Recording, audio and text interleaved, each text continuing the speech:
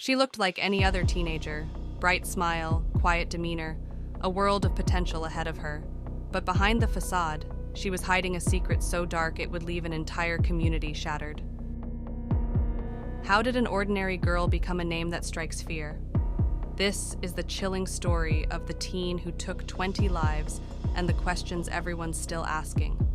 Why? Just a few days ago, Miranda Barber confessed to being a serial killer who stopped counting her victims when she got to number 22. I could potentially be sitting in front of the world's worst female serial killer of all time. I always told everybody I thought Miranda was possessed. Watch to uncover the full story of the girl who deceived everyone and left 20 lives in her wake. Subscribe for more chilling stories like this. The Tragic Life and Crimes of Miranda Barber. Miranda Barber was born on December 14, 1994, in North Pole, Alaska.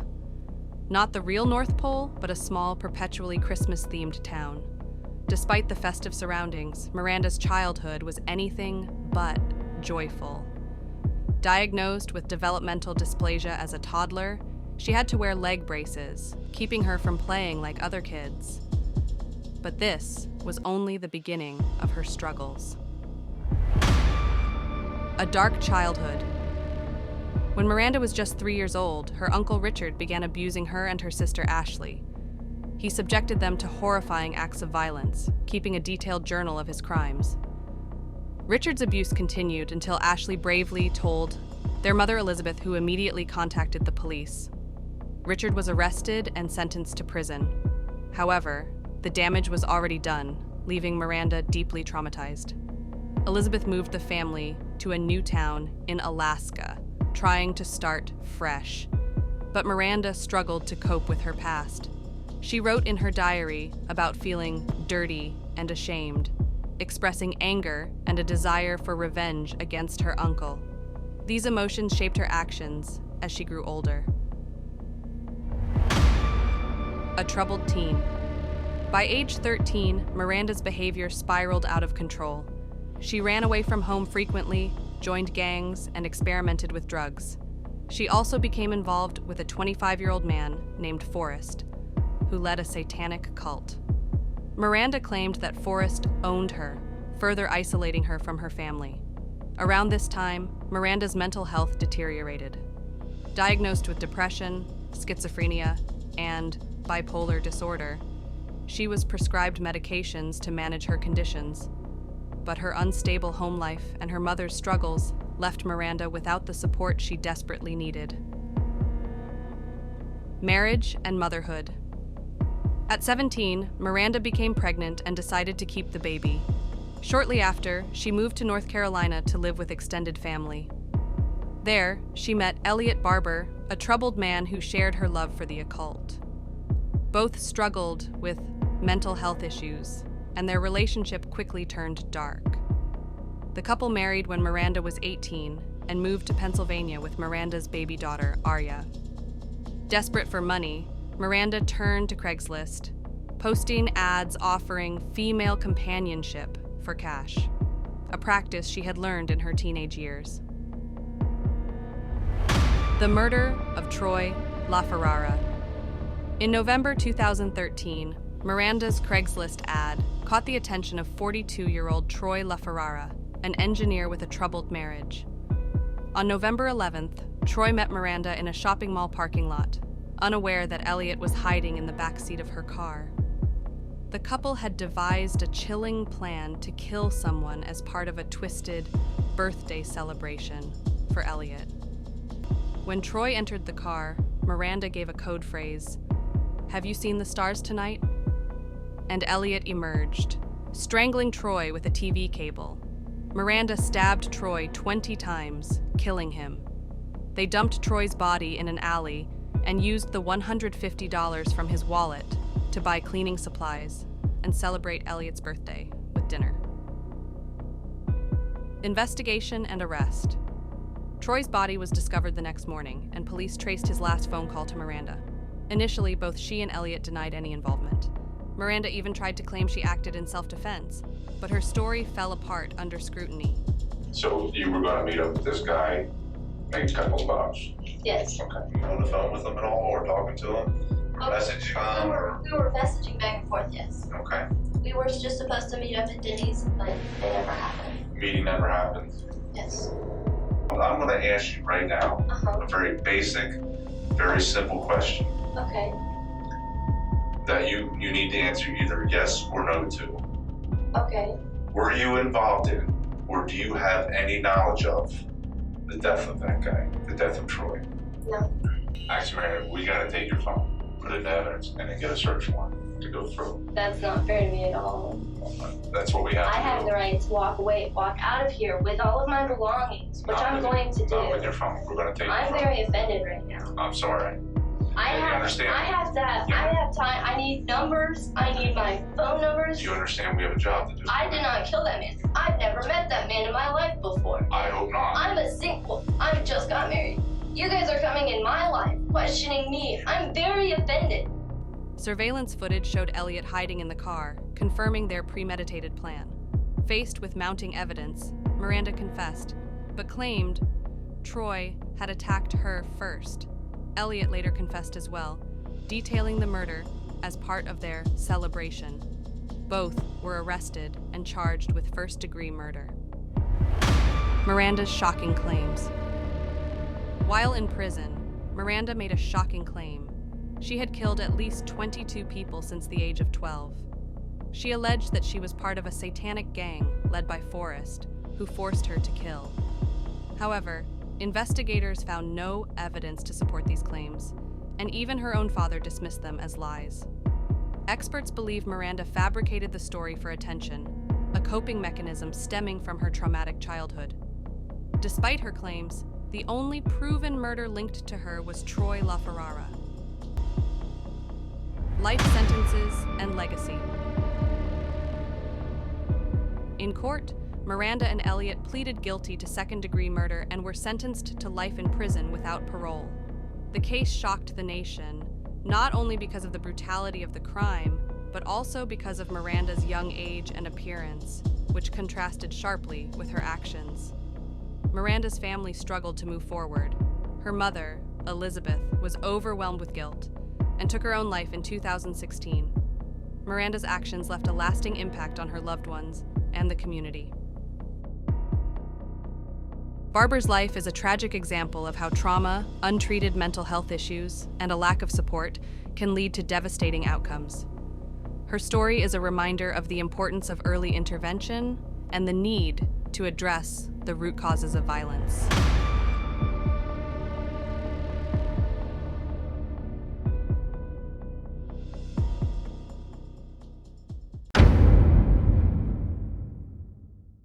I'm sorry for what I did, but that's hardly enough. I think that's the one baffling part of this case, that to this day we can't understand why he committed this mass murder.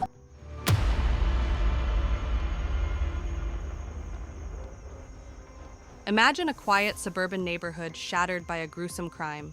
A teenage boy accused of murdering his entire family. What drove him to commit such a chilling act? Was it a dark secret, a hidden rage, or something even more sinister? Stay tuned as we unravel the shocking truth behind this horrifying family tragedy. The Thanksgiving Massacre of 1998, the case of Seth Pravacki. On Thanksgiving Day in 1998, a seemingly ordinary family in Muskegon, Michigan, gathered to celebrate. Linda Pravacki was showering, while her husband, Stephen, was out picking up his father, John. In the living room, their son, Jed, 19, waited for his girlfriend, April, to arrive. Upstairs, however, Seth Pravacki, the family's youngest son at 18, was loading his father's .22 caliber Ruger. When Seth came downstairs, he shot Jed in the head without warning. He then moved to the garage, where he waited for his father and grandfather to return.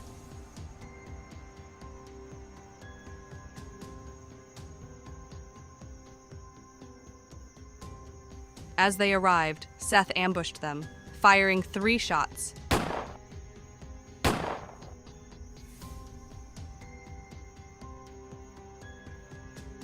One into his father and 2 into his grandfather. Finally, when his mother emerged from the shower, he shot her as well. Moments later, Jed's girlfriend April arrived at the house. Seth let her in, but when she saw the bodies, she gasped in horror. Seth shot her too, making her his fifth victim. A chilling discovery. The massacre might have gone unnoticed for longer, had April's parents not become concerned when she didn't return home that evening. They drove to the Pravacki residence and discovered the scene of horror. The bodies of the family members, blood everywhere, and a staged attempt to make the crime look like a botched robbery. Police were immediately called. One victim, Seth's grandfather, was lying in the driveway, while the rest were inside. Only one person was unaccounted for: Seth. Investigators quickly identified him as the prime suspect. The manhunt. Seth fled as police arrived.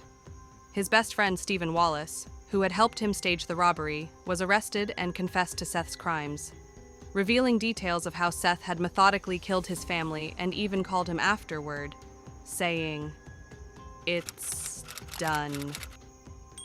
When the police was searching the house, they saw a boy was hiding in the woods behind the home. It was Stephen Wallace. He made no attempt to flee. He told the police that Seth had just killed his parents. Police launched a manhunt for Seth. Next morning, news of what had taken place at Pravacki House spread like wildfire. Seth's father was a teacher at Wath's Puffer Intermediate School. Everybody in town was feeling sad on this tremendous loss. Gianna Simonelli was also a student of Puffer School. That day she was also very disturbed due to this news. It was an awful rainy day. She was driving along Weber Road. She saw a hitchhiker thumbing for a ride in the rain. She stopped the car and stranger sat in. It was Seth, and she knew exactly what he was accused of. She was terrified, but she kept her cool. She acted as if she knew nothing. She dropped the Seth where he asked her to stop. When he left, Janet immediately called the police. Soon the police arrived at the address where the Seth had been dropped of. They discovered him hiding in a barn, shivering from cold and rain. Seth gave himself up to the police without any resistance. After 13 hours on the run, Seth was caught hiding in a barn, thanks to a college student who recognized him as she gave him a ride. Seth surrendered without resistance, but his actions left investigators and the community shocked. The confession and motive. Seth admitted to the murders, but his explanation was unsettlingly vague.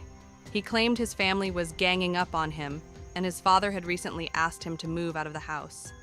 Detectives uncovered a history of minor legal trouble, including shoplifting and selling alcohol to minors, which had earned Seth probation. He was also diagnosed with depression and prescribed the antidepressant Wellbutrin. Seth's behavior in custody was chilling. He described his actions calmly, devoid of emotion, as though he were recounting a mundane event. Despite his confession, his motive remained unclear, leaving friends, neighbors, and detectives struggling to understand why he committed such an unthinkable crime. The aftermath. Both Seth and Stephen were charged. Stephen was accused of being an accessory after the fact, but was acquitted in 1999. Seth, however, was sentenced to life in prison without parole after pleading no contest to 5 counts of first-degree murder. In the years following his imprisonment, Seth maintained that he was not a monster, writing letters to the press to refute claims about his character.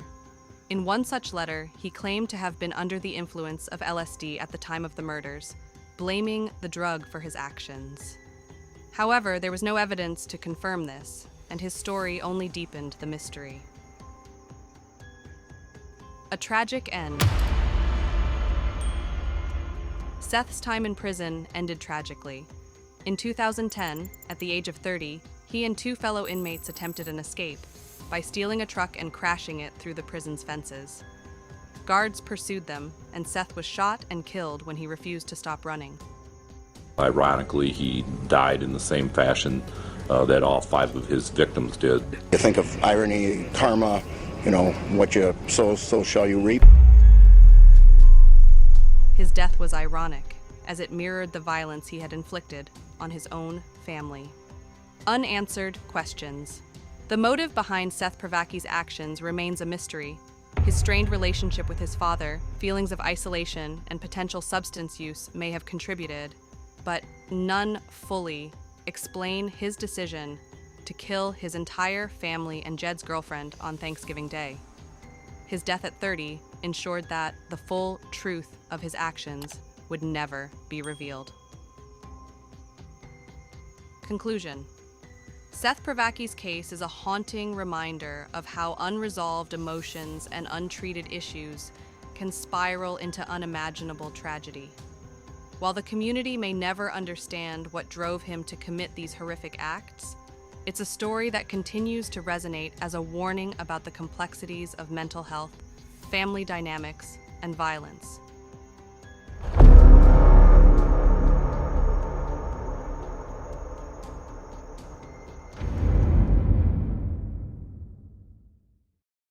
Sherry Coleman and her 2 sons were strangled in their sleep. Who was responsible for these murders? Why it happened? If you don't believe in evil, I hope you will now, when you will come to know the reality that why this innocent woman and her children were murdered in their bed at night. Hello friends, welcome to the True Crime Record. Subscribe now to stay updated with our latest true crime stories. Come find out as we explore this high-profile case. Today we will talk about the Coleman family murders. Chris Coleman was born on March 20th, 1977, to a family of Christian pastors. In his childhood, he was highly obedient to his parents. He took part in all church activities. He was also a good student and athlete. However, he was also known for being kind, sensitive, and introvert. When he was in high school, a Marine Corps recruiter visited his school and discussed military service with students. Chris became so inspired by his personality that he decided to join the armed forces after high school graduation. There he worked with canines, and that's where he met his future wife, Sherry Weiss, who was in the Air Force at that time. They got married in 1997 and had 2 kids, Garrett and Gavin. They started living in Colombia. Chris left his Army service and got a job of working as bodyguard for Joyce Meyer, who was a world-famous Christian televangelist. During this job, Chris made a dangerous enemy somewhere out there in the non-religious world. On November 2008, he started receiving threats through emails. Chris filed a police report that he was being stalked by some sicko. Luckily, a detective sergeant just lived across the road, and he set up a camera in his house to keep a check. However, they did not catch anybody. On 5th of May 2009 at 6:43 a.m., Chris called the detective from Jim that his wife is not attending the phone. Can you please go and check if anything is fine? The detective sergeant went to Chris' house and he found the Coleman family dead. He saw the walls were spray painted all over the house with strange messages from the killer that I told you this would happen. When Coleman reached the home, he was shocked to see all that. Police tore the place apart carefully to find any evidence. They also questioned Coleman, who told the police that he left the house at 5:40 a.m. in the morning for Jim, but police was able to tell that they had been murdered before Chris left the house, because when the police found the bodies, they were stiff cold. They were dead for a while. So the police brought this up to Chris. After the investigation, the police was quickly able to trace that the IP address of that hate-filled emails was of Chris's own house. Then they found a text message from Sherry's phone that she sent to her friend that Chris wants a divorce. She also told her friend that if something happened to her, Chris could be involved in it. Police found Chris's DNA under Sherry's fingernails and also found on Chris's credit card statement that he had purchased a can of spray paint a few months before. Police also found videos from his computer with a woman. Her name was Tara Linz. Chris was having an affair with her. Tara was the best friend of Sherry. She lived in the St. Petersburg, Florida. Police also investigated from her, but other than having an affair with Chris, she was not involved in the murders. Chris was arrested on May 19th when the medical examiner confirmed that the family had been killed around 3 a.m., and Chris was at home at that time. The police waited so long because they wanted to make sure they had completed their investigation. Now police had immense evidences against Chris. After the trial, it was actually hard for jury to get a unanimous verdict, but then from one of the photos of Tara and Chris, jury found a printed date of October 2008 on the back of the photo, which confirmed that Chris and Tara were having the affair before they admitted they had, which increased the likelihood of Chris plotting the murder as a result of the affair. Jury sentenced him 3 life sentences and a verdict of never to be released. Even in prison, Chris proclaimed his innocence, but all of his appeals were rejected. So Chris Coleman will remain in prison for whole life. If you want to see more videos like this, please be sure to like and subscribe.